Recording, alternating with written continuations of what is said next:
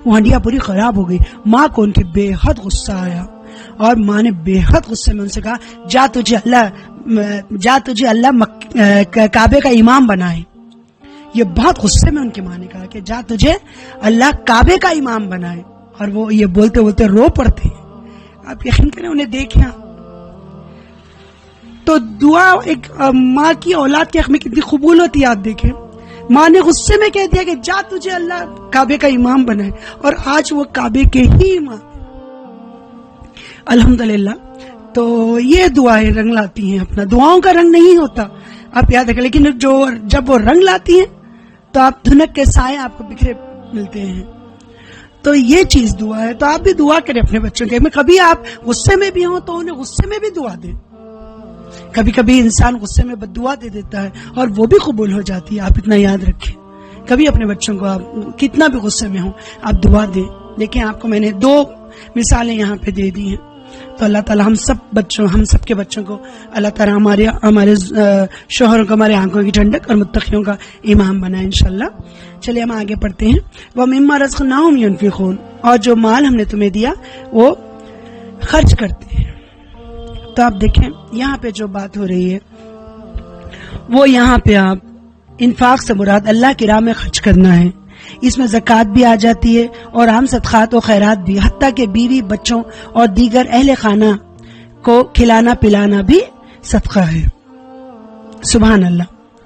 अब आप देखें, आप सब जानते हैं ज़कात कब फर्ज होती है? 1 साल में, खमरी महीने से, चांद की तारीख से। अगर कोई चीज को 1 साल हो जाता है आपके पास, वो निसाब को चीज पहुंच जाती है, चाहे आपके पास जेवर की शक्ल में हो, पैसे की शक्ल में हो, या आपके पास जानवर हो, वो सब वो इंशाल्लाह अब रमजान में जब आप पढ़ेंगे तो मैं ज़कात के बारे में इंशाल्लाह आपको सब कह दूंगी। तो वो होते हैं। अब ये नफिल सदक़ात में आ जाते हैं। अल्लाह ने फरमाया कि हमने जो माल तुम्हें दिया है वो उसमें से खर्च करते हैं। आप देखें, पैसा, मैंने आपसे कई बार ये चीज पे डिस्कस किया, पैसा सिर्फ अल्लाह ने आपको नहीं दिया है। आप इतना ज़हन में रखें, अगर अल्लाह ने आपको करोड़पति बनाया, अल्लाह ने आपको लखपति बनाया, अल्लाह ने आपको 1000पति बनाया, माल आजमाइश है, माल फितना है। अल मालु वल बनूना जीनतुल हयात दुनिया। आप याद रखें, सूरह कहफ में पढ़ते हैं ना, अल मालु वल बनूना जीनतुल हयात दुनिया, ये दुनिया की जीनत है। सुभान अल्लाह। आप बताएं, माल से हर किसी को मोहब्बत होती है। कौन ऐसा इंसान है, अगर कोई इंसान 1000पति है तो वो लखपति बनना चाहता है, लखपति है तो वो करोड़पति बनना चाहता है, करोड़पति है तो वो अरबपति बनना चाहता है। आप सल्लल्लाहु अलैहि वसल्लम की हदीस है, अगर मोमिन को एक सोने का पहाड़ दिया जाए तो दूसरे की ख्वाहिश करता है, तो मोमिन को अगर एक सोने का पहाड़ भी दिया जाए तो दूसरे की ख्वाहिश करता है, और सिर्फ उसका पेट खबर की मिट्टी ही बढ़ सकती है। तो ये इंसान है, आप माल से बहुत मोहब्बत होती है उसे, सब कुछ खर्च करना चाहता है, और वो भी अपनी जात पर खर्च करना चाहता है, दूसरों पर नहीं। तो यहाँ पे अल्लाह ताला ने क्या फरमाया है, हमारे दिए हुए माल में से वो खर्च करते हैं। तो सदक़ात हमें चाहिए कि हम अपनी जिंदगी में सदक़ात दें, खैरात करें, लोगों के हाल मालूम करें। अल्लाह ने जैसा हुक्म दिया है पैसा खर्च करने का, उस तरह खर्च करें, तो पैसा हमें नुकसान नहीं पहुंचाएगा। आप देखें, रोज आप यहाँ रोज कभी मांगने वाले आते हैं, कभी मांगने वाले नहीं आते, तो आप एक डब्बा बनाएं और उसमें रोज एक बॉक्स बनाएं आप, या बॉक्स अगर आपके पास बनाया से लें, और उसमें रोज आपकी फैमिली की तरफ से, आपके तरफ से जो अल्लाह ने आपको दिया है उसमें डाल दें। फिर उसके बाद जब कोई मांगने वाला आ जाता है, अल्लाह का बंदा, तो उसके वो पैसे निकालें और उसे दे दें। उसी तरह अल्लाह ताला कुरान में फरमाता है कि कौन है जो मुझे कर्ज़े हसना दे, जिसे मैं बढ़ा चढ़ा कर वापस करूं। तो आप क्या करें, कर्ज़े हसना अल्लाह को दें, ताकि अल्लाह आपको बढ़ा चढ़ा कर दे। अब देखिए, अल्लाह को खर्च कौन दे सकता है, हमारी ये इस्तिताअत तो नहीं है, बताएं आप, लेकिन अल्लाह के खजाना अल्लाह ही हमें देता है। लेकिन मेरे रब का कितना प्यारा अंदाज है, आप सोचें, मेरा रब कहता है कि मुझे कर्ज़े हसना दो, मैं तुम्हें बढ़ा चढ़ा कर वापस करूं। अगर आप चाहते हैं कि अल्लाह ताला आपको बढ़ा चढ़ा कर वापस करे, तो अल्लाह ताला के लिए कर्ज़े हसना दें। उसका भी आप तरीका ये रखें, एक बॉक्स ले लें, उसमें रोज या एक हफ्ते में जैसा आप मुनासिब समझते हैं उसमें डालें, फिर वो पैसे आप किसी कार्य खैर में लगा दें। تو اللہ تعالیٰ آپ کو ضرور، آپ نے جتنا بھی ڈالا اس کے کئی گنا بڑھ کر ایک نیکی آپ، اللہ تعالیٰ کہتا ہے کہ تم دیں گے تو اس کا کم سے کم اللہ کے پاس 700 ٹائمز اللہ آپ کو زیادہ دیتا ہے. آپ یاد رکھیں، 1 روپیے کا 700 ٹائمز، یہ منیمم ہے. یہ اس کے بعد تو میرا رب آپ کی نیت، انشاءاللہ ہم نیت کے بارے میں بھی آپ آگے پڑھیں گے انشاءاللہ، تو آپ خود جان جائیں گے اس میں. تو قرض حسنہ آپ ضرور دیں انشاءاللہ، اللہ آپ کا مال بڑھا چڑھا کر آپ کو واپس کرے گا. اب آگے دیکھتے ہیں. آپ یہاں پر تو اللہ نے متقین کے بارے میں آپ کو بتا دیا کہ متقین وہ ہوتے ہیں جو غیب پر ایمان لاتے ہیں اور نماز قائم کرتے ہیں، اور جو ہم نے ان کو مال دیا ہے وہ اس میں سے خرچ کرتے ہیں. تو نفل صدقات بھی آپ دیں، زکوٰۃ تو آپ دیتے ہی ہیں، اور خیرات بھی کریں انشاءاللہ، اللہ آپ کے مال میں برکت دے گا انشاءاللہ. آگے پڑھتے ہیں. والذین یؤمنون بما انزل الیک وما انزل من قبلک، اور جو لوگ ایمان لاتے ہیں اس پر جو آپ کی طرف اتارا گیا اور جو آپ سے پہلے اتارا گیا. وبالآخرۃ ھم یوقنون، اور وہ آخرت پر بھی یقین رکھتے ہیں. یہاں پر یہی آپ متقین کی صفت بتائی جا رہی ہے کہ یہی لوگ ہیں جو آپ ان پہ ایمان رکھتے ہیں آخرت پر بھی. اب آپ دیکھیں یہاں پر جو صفت ہے، وہ جو لوگ اس وقت کے وہاں پر تھے، یہ ان کے بھی لیے ہیں اور یہ ہمارے لیے بھی ہیں. کیوں کہ یہود و نصارہ محمد صلی اللہ علیہ وسلم کو مانتے نہیں تھے. بڑی وجہ ان کی یہی تھی. تو اللہ تعالیٰ آگے فرماتے ہیں اولئک علی ھدی من ربہم واولئک ھم المفلحون، یہی وہ لوگ ہیں جو ہدایت پر ہیں ان کے رب کی طرف سے، اور یہی وہ لوگ ہیں جو فلاح پانے والے ہیں. تو انسان کو چاہیے کہ وہ اس سب چیزوں پر ایمان رکھے تو اس کی کامیابی انشاءاللہ ضرور ہے اور وہ نجات پانے والوں میں سے ہوگا. ان الذین کفروا سواء علیہم اانذرتہم ام لم تنذرہم لا یؤمنون. اب یہاں سے آپ دیکھیں اللہ تعالیٰ دوسرے لوگوں کے بارے میں کہہ رہا ہے، کیونکہ محمد صلی اللہ علیہ وسلم کی شدید خواہش تھی کہ جتنے لوگ مکے میں تھے وہ سب مسلمان ہو جائیں، اور اسی حساب سے آپ کوشش فرماتے تھے. اور اللہ تعالیٰ نے فرمایا کہ ایمان ان کے نصیب میں ہی نہیں. اس وقت کے جتنے بھی لوگ مکے میں تھے اور محمد صلی اللہ علیہ وسلم جب ہجرت کر کے مکے سے مدینہ آئے تو یہاں بھی جو لوگ تھے، کیونکہ مکے والوں کو بھی کافی تکلیفیں دی جا رہی تھی ان کے ایمان لانے کے باعث، اور آپ صلی اللہ علیہ وسلم کو جو صحابہ اکرام وہاں سے آتے وہ لوگ برابر مکے کی خبریں دیا کرتے تھے.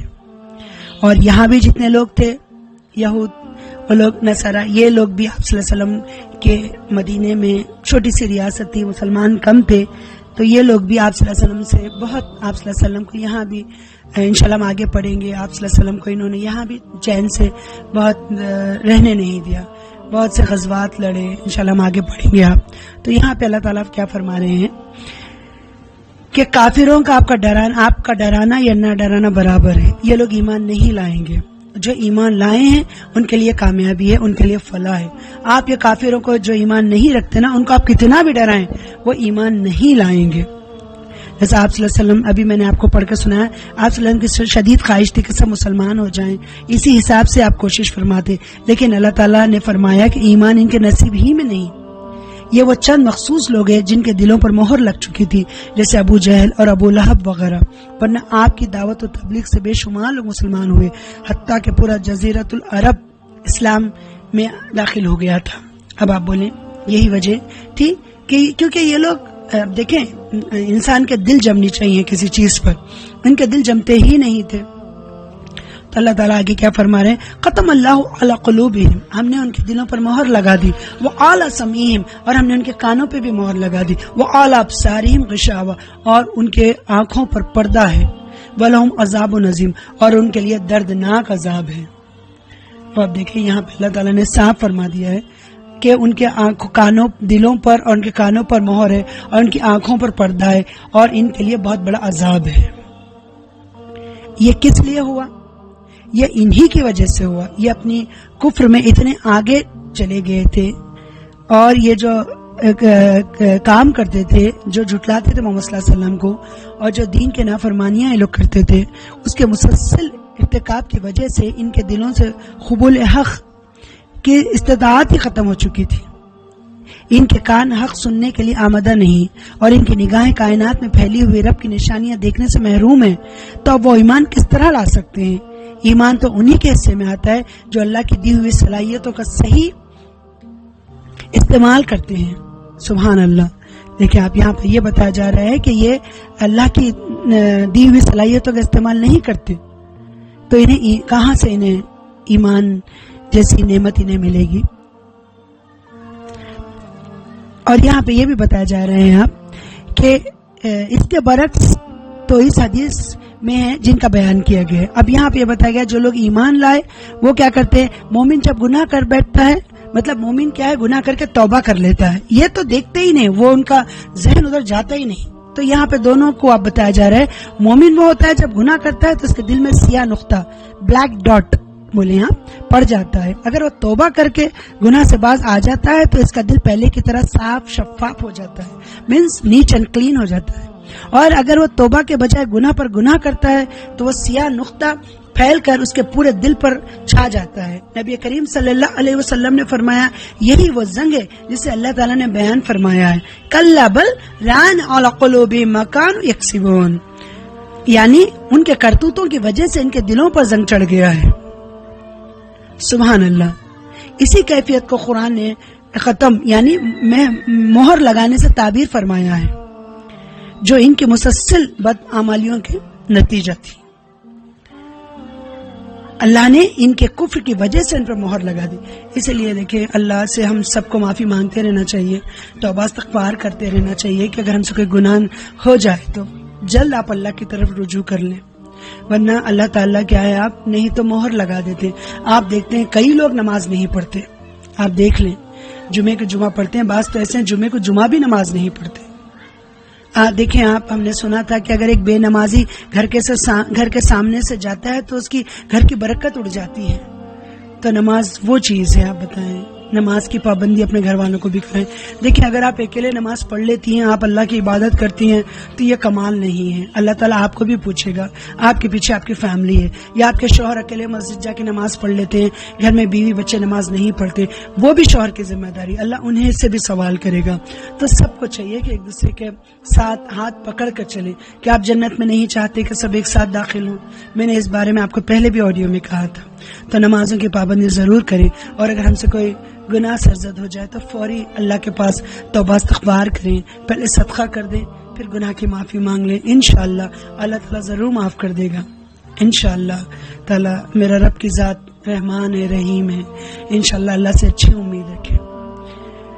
تو اللہ تعالیٰ آگے فرماتے ہیں وَمِنَ النَّاسِ مَن يَقُولُ آمَنَّا بِاللَّهِ، اور لوگوں میں سے کچھ لوگ بعض ایسے ہیں کہ وہ کہتے ہیں کہ ہم اللہ اور قیامت کے دن پر ایمان رکھتے ہیں، لیکن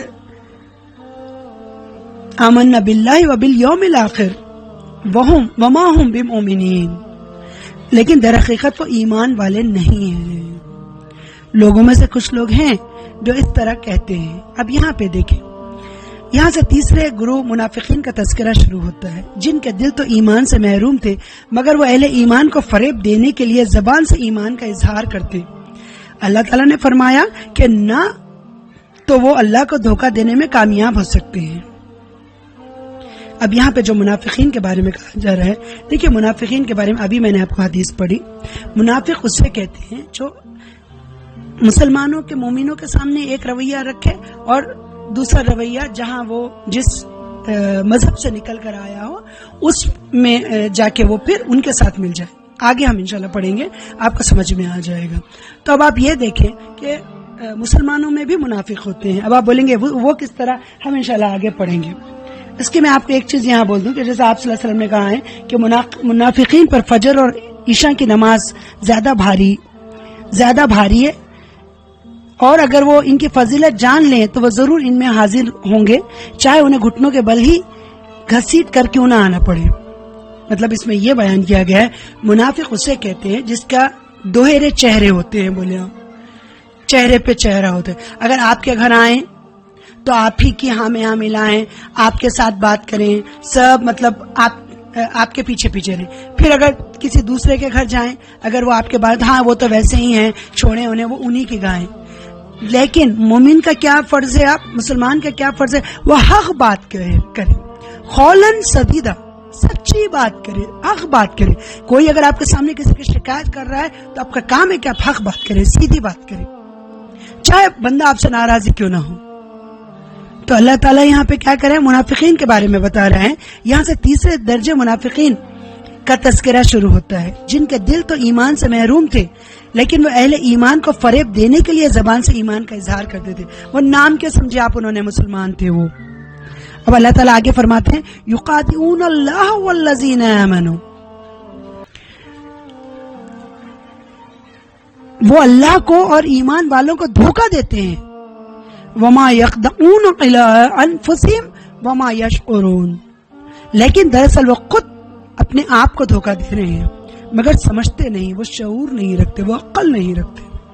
اب آپ خود بتائیں, اگر کوئی انسان آپ کے سامنے آ کر کہتے ہیں نا کہ وہ سامنے والے کو جو بیوقوف سمجھتا ہے وہ سب میں بڑا بیوقوف ہوتا ہے, آپ یاد رکھیں سامنے والے کو کبھی بیوقوف نہیں سمجھنا چاہیے, وہ آپ سے زیادہ عقل مند ہوتا ہے. لیکن جو بیوقوف ہوتے ہیں وہ سمجھتے ہیں ہم انہیں یہ بات کہیں گے اور وہ ہماری بات مان لیں گے. نہیں, آپ جانتے نہیں ہیں کہ اس کی سمجھ آپ سے زیادہ کتنی بڑی ہے. کبھی بھی آپ دیکھیں, اسی لیے کیا ہے, سوچ سمجھ کر بات کریں, کوئی بھی بات کیوں نہ ہو, کہ اسے کہتے ہیں نا زبان سے نکلی ہوئی بات, کمان سے نکلا ہوا تیر کبھی واپس نہیں آتے. تو یہاں پہ کیا بات ہو رہی ہے, وہ بے وقوف ہیں, وہ اس طرح کرتے ہیں تو سمجھتے ہیں کہ یہ لوگ ہماری بات پر یقین کر لیا انہوں نے. لیکن اللہ نے کیا کہا, وہ دھوکہ نہیں دے سکتے اللہ اور مومنوں کو, وہ خود اپنے آپ کو دھوکہ دے رہے ہیں, اپنے نفسوں کو دھوکہ دے رہے ہیں. اللہ تعالیٰ آگے فرماتے ہیں فی قلوبہم مرض فزادہم اللہ مرضا, اور ان کے دلوں میں مرض ہے اور ہم نے ان کو مرض میں فزادہم اللہ مرضا بڑھا دیا ہے. ولہم عذاب علیم, اور ان کے لیے دردناک عذاب ہے. اب یہاں پہ دیکھیں, بیماری سے مراد کفر و نفاق کی بیماری ہے جس کی اصلاح کی فکر نہ کی جائے تو بڑھتی ہی چلی جاتی ہے. اس طرح جھوٹ بولنا منافقین کی علامت میں سے جس سے اجتناب ضروری ہے. اب آپ دیکھیں منافقین کے بارے میں آپ سے یہ بات ضرور کروں گی. ابھی جیسا میں نے آپ سے کہا کہ منافق کی پہلی نشانی وہ جھوٹ بولتا ہے, ابھی آپ نے سامنے ہی پڑھا. اور دوسری نشانی وہ نماز کو لیٹ کر کے پڑھتا ہے, اور خاص طور سے فجر اور عشاء اس پہ بہت بھاری ہوتے ہیں. ہمیں اپنے آپ کو اب جج کرنا چاہیے کہ ہم میں کون ہیں جو ایک دم اذان ہوتے ہی فجر اور عشاء کے لیے اٹھ جاتے. چلیں عشاء کا معاملہ تو ایسا ہے, کئی لوگ کون سے میں نے سنا کہ بھائی ہم سونے سے پہلے پڑھتے ہیں عشاء تاکہ ہم وضو کے ساتھ سوئیں. چلیں الحمدللہ رب العالمین. ویسے تو آپ یقین کریں آپ صلی اللہ علیہ وسلم کا جو معمول تھا وہ فرض نماز پڑھ لیتے تھے اور وتر کو آپ تہجد کے ساتھ ملا کے پڑھتے تھے. تو آپ اگر فجر میں اٹھیں تو آپ پہلے ایک 15-20 منٹ پہلے اٹھ جائیں اور وتر کو آپ اسی کا حصہ بنا لیں کہ آپ تہجد پڑھیں, وتر پڑھیں, پھر فجر ایک 15-20 منٹ میں ہو جائے گی آپ کی نماز, پھر فجر کا وقت بھی ہو جائے گا انشاءاللہ, تو آپ پڑھیں. تو یہاں پہ منافقین, جھوٹ بولنا منافقین کی نشانی ہے. آپ دیکھ لیں اپنے آس پاس کے لوگوں میں نظر دوڑائیں کہ آپ اگر وہ جھوٹ بولتے ہیں تو وہ یہ بھی ان میں کوالٹیز ہوں گی, یہ جو دوسرے کوالٹیز میں نے آپ کو بتایا, جدھر جائیں ادھر کی بات کرتے ہیں, جس کے منہ پہ آئیں اس کے منہ کی بات کرتے ہیں. لیکن یہ میں نہیں کہہ رہی, یہ میرا رب اپنی کتاب میں کہہ رہا ہے. نعوذ باللہ, معاذ اللہ, میرا رب مجھے معاف فرمائے. تو جب بولتے ہیں تو جھوٹ بات بولتے ہیں اور آپ جس کے سامنے جاتے ہیں اس کی بات کرتے ہیں اور نمازوں میں سستی کرتے ہیں, خاص طور سے فجر اور عشاء میں. اللہ تعالیٰ فرماتے ہیں آگے وَإِذَا قِيلَ لَهُمْ لَا تُفْسِدُوا فِي الْأَرْضِ قَالُوا إِنَّمَا نَحْنُ مُصْلِحُونَ, جب ان سے کہا جاتا ہے کہ زمین میں فساد نہ کرو تو جواب دیتے ہیں کہ ہم تو اصلاح کرنے والے لوگوں میں سے, ہم کہاں لڑائی جھگڑا کر رہے ہیں. فساد صلاح کی ضد ہے. کفر و معصیت سے زمین میں فساد پھیلتا ہے اور اطاعت الہی سے امن و سکون ملتا ہے. ہر دور کے منافقین کا کردار یہی رہا ہے کہ پھیلاتے وہ فساد ہیں, پھیلاتے وہ فساد ہی ہیں، ان کا کام ہی فساد پھیلا